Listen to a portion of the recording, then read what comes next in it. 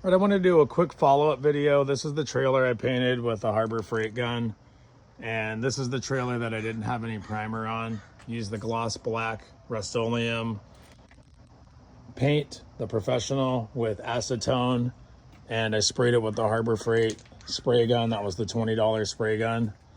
And people were wondering what the paint job turned out like and what it finished like. And this is the entire trailer completely finished.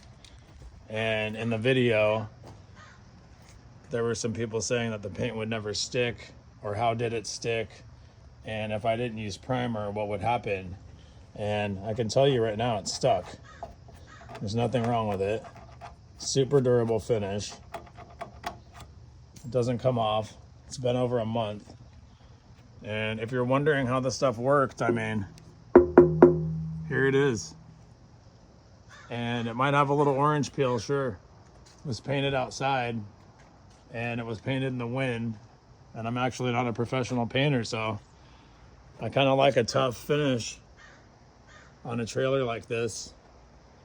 But honestly, I'm really pleased with the results and I'm really happy the way it turned out. It held up well, it's holding up well. It looks good, it sprayed good. I think the trailer turned out great. And if you're looking at painting something with the Harbor Freight gun and using this stuff, it actually works.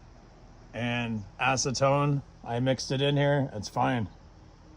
Didn't do anything, it doesn't peel off, the finish is perfect. So, just want to do a little follow-up in case anybody was wondering. This is what it turned out like, and I would expect that yours would turn out just the same.